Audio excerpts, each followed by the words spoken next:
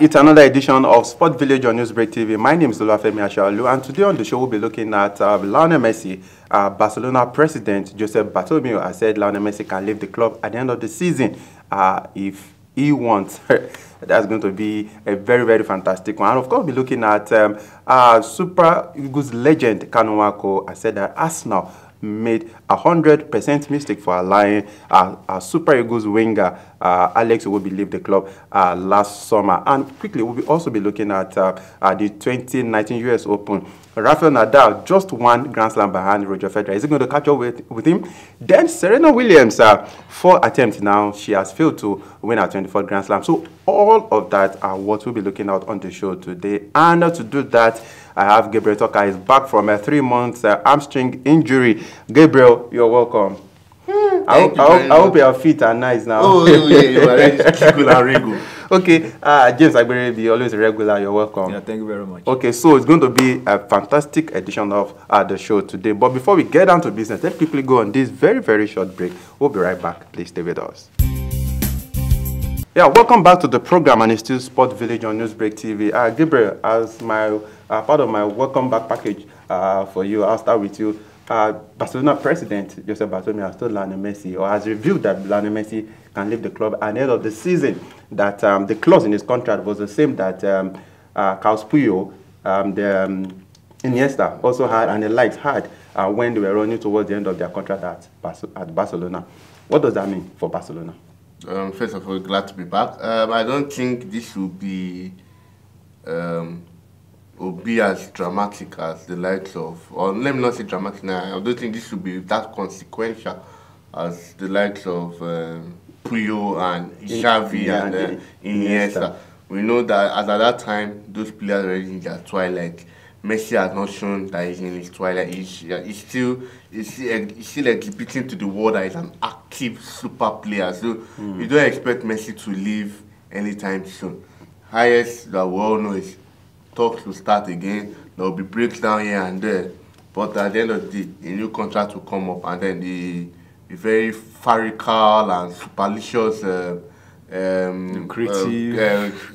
contract offer buyout clause will be made. Maybe something in the excess of like 700 to 800 million, and you see. But Man City can afford it. No, they'll be afraid of FFP. They'll be afraid of financial fair play. Yeah. But it's a given that Messi would remain at Barcelona. Yeah, I said when he's getting older that he would like to return to Argentina to enjoy his club. He's a old boy. Yeah. So that's where his childhood club. That's when he feels he's at the twilight of his career. But he still has about 5-6 years ahead.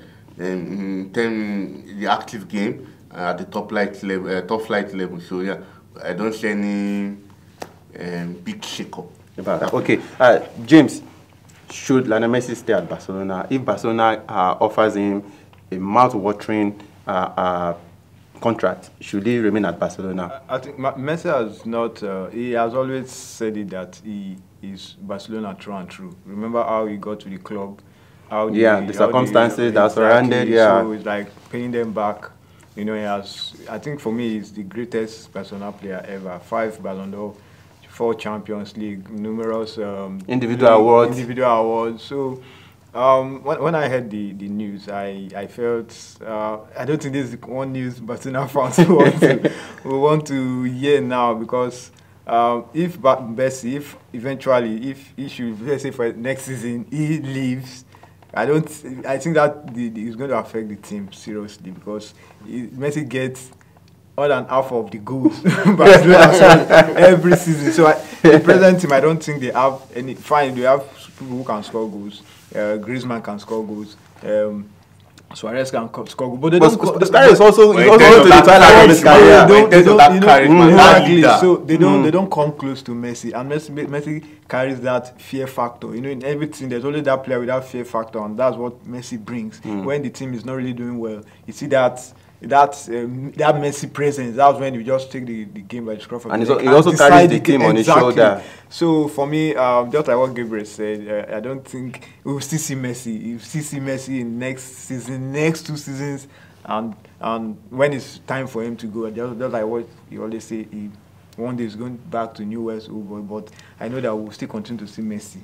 as the seasons go by. Okay, let me stay with you. Kanu said Arsenal made a mistake 100% for letting Alex Iwobi go. Very quickly before we go on break, do you agree with that? No, I don't agree. I think it was time for Iwobi to, because they bought Nicolas Pepe, and from the little glimpse that I've seen, the guy has pace, he has skills, he has shoot fine, he has not scored yet.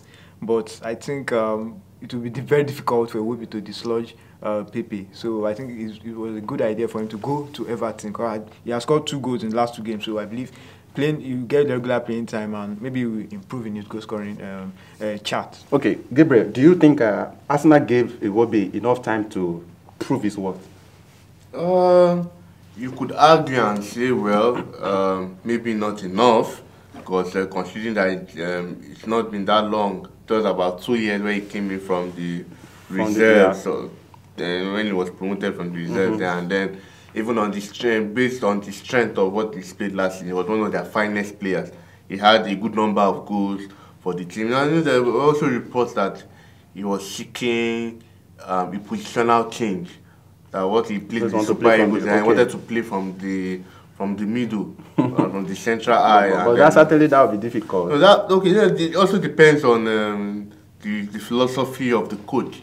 In this case, Emery. And then when you watch some of the Arsenal games, he tends to play more of like a 4-3-3, and then which, of course, when you play more of like a 4-3-3, you don't really see traditional number 10. But you look at it, and then sometimes you see those, like for example, the Arsenal-Tottenham game, you were seeing Guendouzi play like a number 10 and then kind of fumbling until Dani Ceballos came. So you would have said, well, if it was going to be that shift to a 10, Iwobi could have done his bits there. And for Pepe, well, I'm still not convinced yet. Okay. We still have a lot of time to actually talk about that. We'll quickly go on this very short break. We'll be back to talk about the US Open, and of course, a list has been released by CIAS, and they said Manchester City they are the most expensive or most expensively assembled football club in Europe. We'll be back. Please stay with us. They're only up by 5. There's the pick, and a pick and roll. And Delia with the basket with a one hand. What a perfect execution of the pick and roll. Oh boy, he liked that. Metu, oh! Did you see that? Metu throws it down. But this Nigerian team just keeps attacking the rim. All right, welcome back, and it's still Sport Village on Newsbreak TV. And in that video you saw, it's the Tigers celebrating their 2020 Olympic ticket. They pipped China out of that gate. James, let me quickly come to you rather on this. CIAS, they released a list of 20 teams across Europe, the most expensively assembled 20 teams in Europe, and Manchester City, the first team in over 900 million pounds.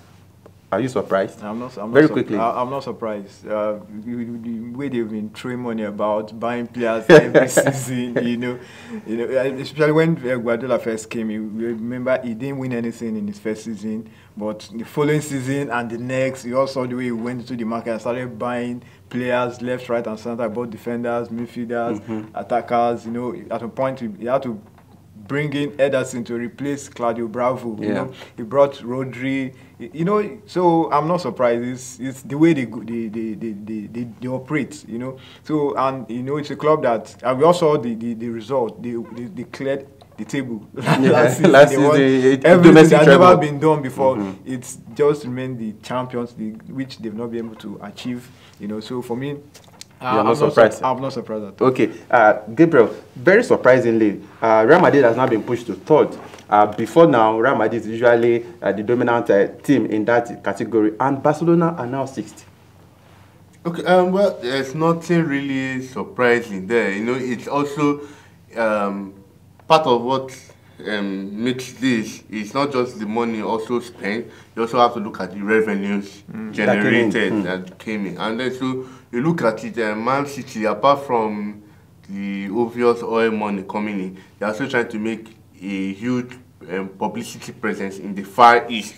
and I believe Manchester United is second on the list too. So, and then you also know Manchester United's commercialization prowess also in Asia. It's nothing, you can't really, it's really very strong. So, Real Madrid, yes, they've had some wimps here and there, and then, you know, that also affects prices and all that. And then, you know, we've heard of some bickering between the boards and also the fans who are also the members. So, you know, all those two also have, no matter how insignificant it is, but they have an impact on club finances. So for me, I don't think it's really surprising. I think except for Barcelona, you say, okay, well, then fifth. It's really getting a bit dicey for them. You know, we heard of issues, for example, of our Neymar. They couldn't get Neymar due to finance troubles and all that. So I think they themselves too also need to get more funding and shore up their own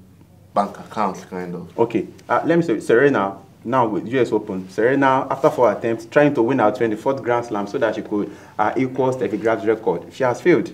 Is it pressure that is getting to her? No, not Steffi Graf, Margaret Court. Margaret Court, I meant to say thank you. Well, I read, during it, I read something from a BBC commentator, Russell Fuller, a very authoritative voice on tennis, and then he was now asking the question. He said before we were asking when she would win 24. Now is he changing to a question of if is it going to be is he going to change of if, because at the end of the day now you say, well, 4 finals and she's bulking on that and pressure. US Open back to back US Open. Back to back US Open. So it's surprising to see, but well, like experts in tennis have said, maybe she can go for the jugular at the ATP finals to just win and use that as a self booster for Australian Open in January. Okay, James, Rafael Nadal, against all odds, no one saw it coming, I'm sure, at the beginning of that tournament that he was going to win the US Open. It's just 1 Grand Slam short of Roger Federer. Do you see him equal the record and even surpass Roger?